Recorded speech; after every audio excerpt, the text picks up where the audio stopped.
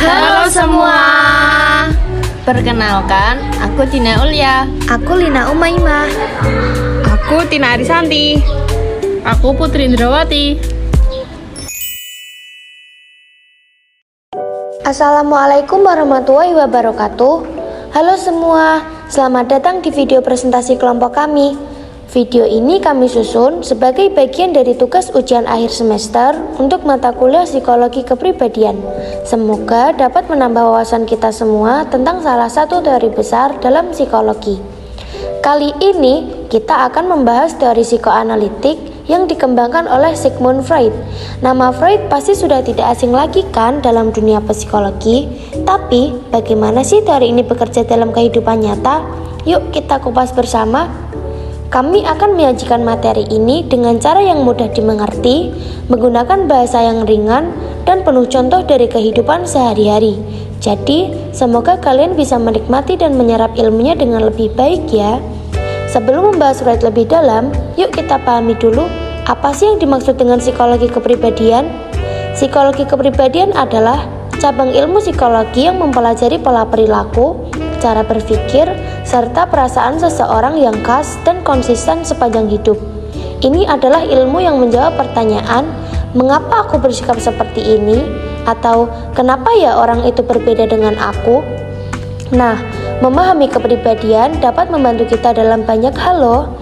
Yang pertama, mengenal diri sendiri lebih dalam, memahami orang lain dengan lebih bijak, meningkatkan hubungan sosial, bahkan meningkatkan kinerja kita di tempat kerja. Karena itu, memahami teori kepribadian seperti yang dikembangkan Freud bisa memberi kita wawasan penting dalam menghadapi hidup. Nah, mari kita mengenal lebih dekat sosok di balik teori besar ini. Sigmund Freud lahir pada tanggal 6 Mei 1856 di kota kecil bernama Pribor, yang kini masuk wilayah Republik Ceko. Ia dibesarkan dalam keluarga Yahudi kelas menengah dan sejak kecil dikenal sebagai anak yang cerdas serta haus pengetahuan. Freud belajar di Universitas Wina dan menjadi seorang dokter di bidang neurologi. Namun, minatnya terhadap pikiran manusia membawanya keluar dari dunia medis murni dan masuk ke wilayah psikologi. Dalam perjalanannya, Freud menemukan bahwa banyak pasiennya mengalami gejala fisik yang tidak bisa dijelaskan secara medis. Ia pun mulai mendalami alam bawah sadar, yaitu bagian dari pikiran manusia yang tidak disadari, namun sangat mempengaruhi tindakan dan emosi. Inilah awal dari metode yang ia kembangkan, yaitu psikoanalisis.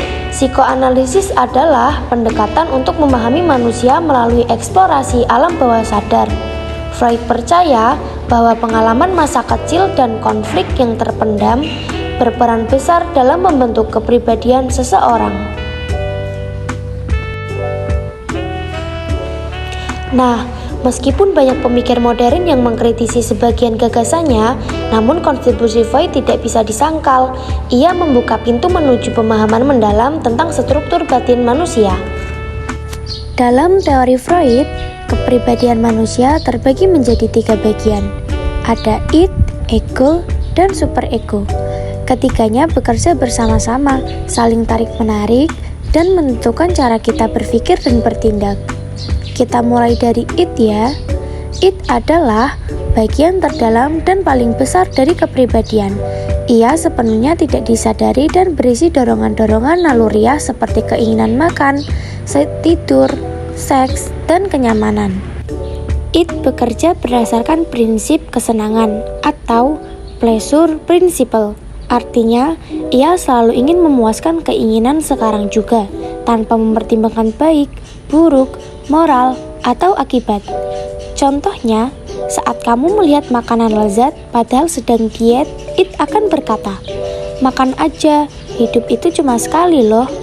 Id adalah bagian yang kita miliki sejak lahir. Ia membuat bayi menangis saat lapar tanpa berpikir bagaimana cara meminta dengan sopan. Dalam diri orang dewasa, dorongan ini tetap ada, walaupun tidak selalu kita sadari.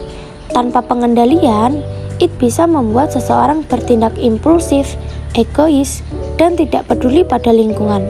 Tapi, Id juga penting. ia adalah sumber energi dasar dari kehidupan. Nah, setelah it, kita masuk ke superego. Superego adalah bagian dari kepribadian yang mewakili moral, etika, dan nilai sosial yang dipelajari dari lingkungan, terutama dari orang tua, agama, dan budaya sekitar. Superego bekerja berdasarkan prinsip moral dan berfungsi sebagai suara hati yang mengingatkan mana yang baik dan mana yang tidak. Jika it menginginkan kepuasan, superego akan berkata, "Tunggu dulu, apakah ini benar?" Contohnya, ketika kamu ingin membeli barang mahal yang sebenarnya tidak terlalu dibutuhkan, superego akan berkata, "Apakah ini bijak? Kamu punya kebutuhan lain yang lebih penting loh."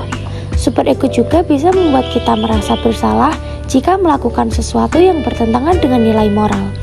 Tapi hati-hati, jika superego terlalu dominan, seseorang bisa menjadi sangat kaku, penuh rasa bersalah, atau bahkan menyiksa diri sendiri karena merasa tidak cukup baik. Superego biasanya terbentuk sejak usia dini melalui proses pendidikan dan pengasuhan.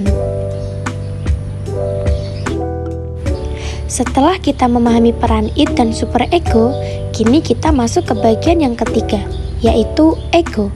Ego adalah bagian dari kepribadian yang bertugas menyeimbangkan antara dorongan dari it dan tuntutan moral dari superego.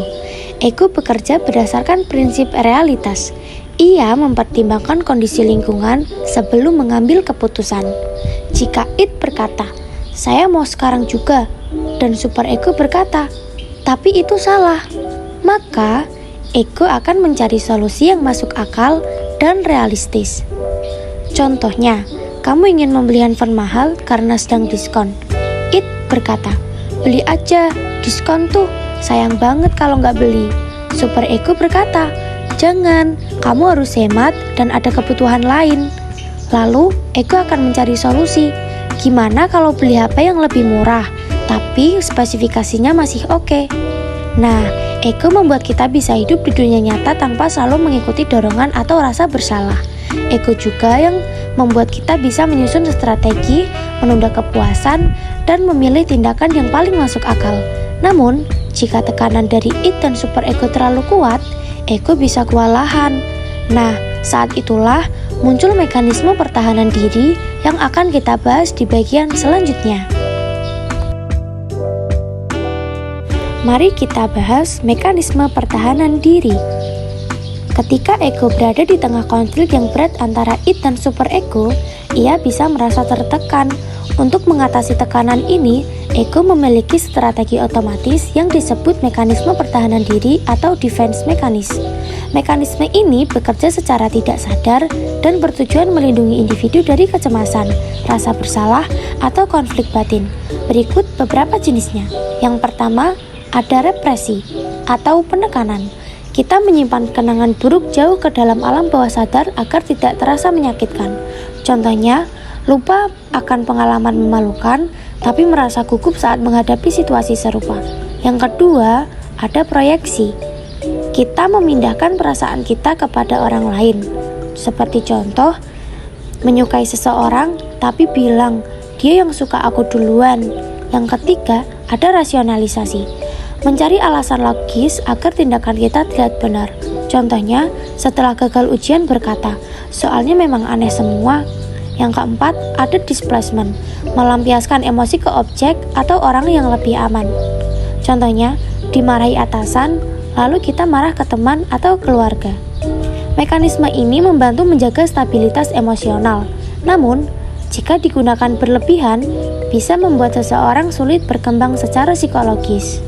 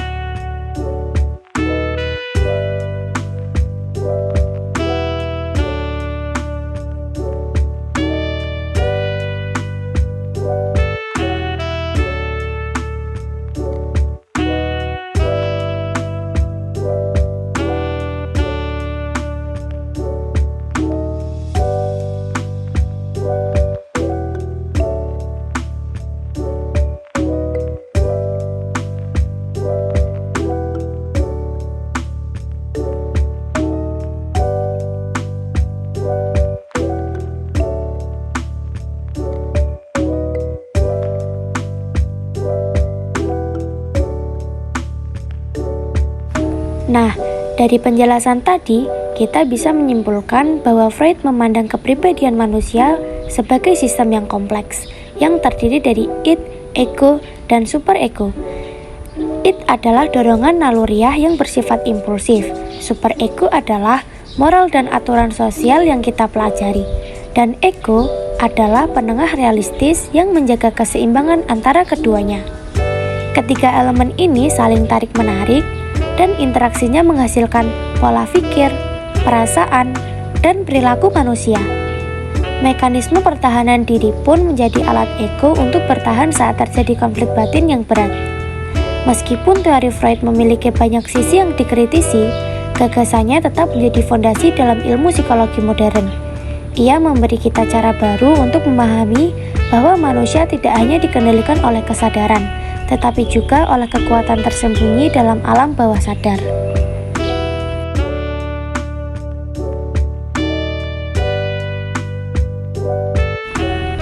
Demikian penjelasan kami mengenai teori psikoanalisis dari Sigmund Freud.